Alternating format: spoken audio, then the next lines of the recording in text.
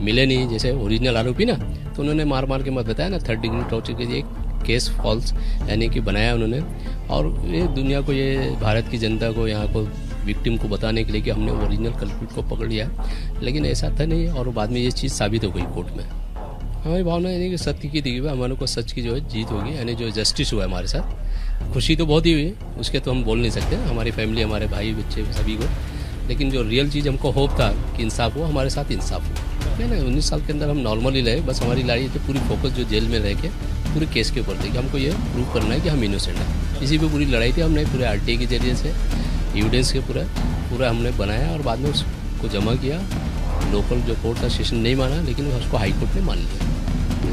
दोस्तों आप बताइए क्या इनके साथ सही हुआ तो या ये गलत? कमेंट कहने की करके वजह जरूर ये है बताना। कि सेशन कोर्ट ने हमको सजा दे दिया और अपील में हमारा 10 साल लग गया। ये पूरा टोटल 19 साल हो गए। हालांकि ये अपील हमारे 2-3 साल में भी कंप्लीट हो सकता था, लेकिन ये डिले हुआ।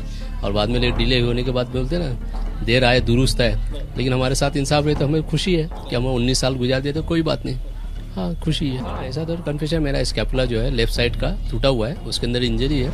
उसमें MRI रिपोर्ट मैंने कोर्ट में बताया, कोर्ट उसको मान लिया। उसको प्रूफ है उसमें कि मोहम्मद अली को तो मारा गया 3rd डिग्री टेच। पुलिस वाले कुछ जानना नहीं चाहते थे, पुलिस को तो मालूम था हम इनोसेंट है, बस एक इनको बिना किसी सबूत के, बिना किसी गुनाह के 3rd डिग्री टॉर्चर किया गया। इतना टॉर्चर किया गया कि इनका स्टेपलर तक टूट गया।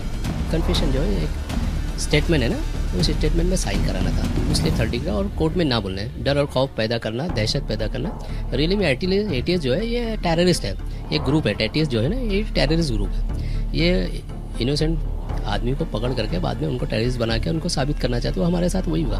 बस उनका एक मकसद था कि बस किसी तरह से ये साइन कर दें और हम पब्लिक को बताएं कि हमने ओरिजिनल कल्प्रिट को पकड़ा, जो कि ऐसा नहीं था। कौन जिम्मेदार लगता है आपको? मतलब जो उस वक्त थे, जो ATS के चीफ KP रघुवंशी है, CPN रॉय है, और भी ATS के जो DCP थे, तमाम लोग जिम्मेदार है इसकी चीज़ के, जो हमारी ज़िंदगियों से खेले। 19 साल हमको सफ़र किया। हमारे भाई का डेथ हो गया पहले 2021 में, उसके लिए पैरोल में हमने अप्लाई किया तो पैरोल नहीं मिला। फिर पिताजी का 15 दिन पर नहीं मिला। फिर हमने हाई कोर्ट गए, जो कि ऐसा कानून है कि जेल को 15 दिन का इमरजेंसी पैरोल देना चाहिए, और विदाउट एनी स्कॉट के और फ्री ऑफ कॉस्ट। लेकिन जेल ने भी नहीं माना।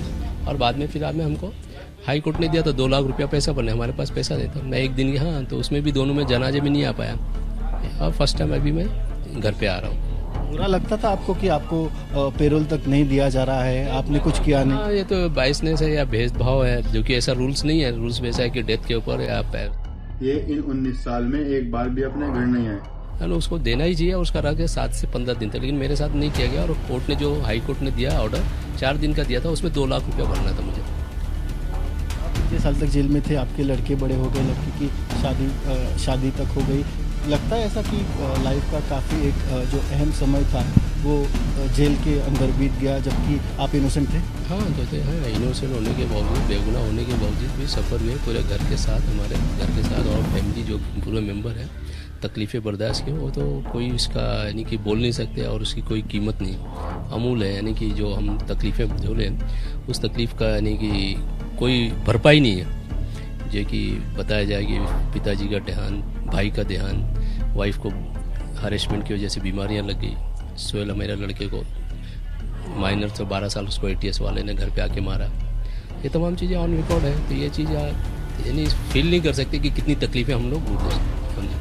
नुकसान भरपाई हर जाने की आपकी डिमांड रहेगी अभी आगे? अभी तो कुछ हमारा तो फोकस अभी बस हमारा क्लियर करने का है। इंशाल्लाह जब भी लोग गवर्नमेंट गई है तो हम अपना बस मजबूती से रखेंगे जैसे हमने रखे, और हमें उम्मीद है कि इंशाल्लाह हम वहाँ से भी छूट जाएंगे।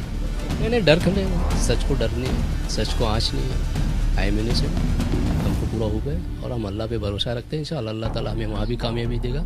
ATS वाले वहाँ भी जलील होंगे इंशाल्लाह। और एविडेंस हमारे जो बहुत मजबूत है, जिसको किल्लोर साहब ने मान लिया है, जो हकीकत थी, जो सच थी, इसके रहते हुए हमारे वकील भी पूरी तैयारी की है, और हमें पूरी उम्मीद है वहाँ से भी रिहा हो जाएंगे।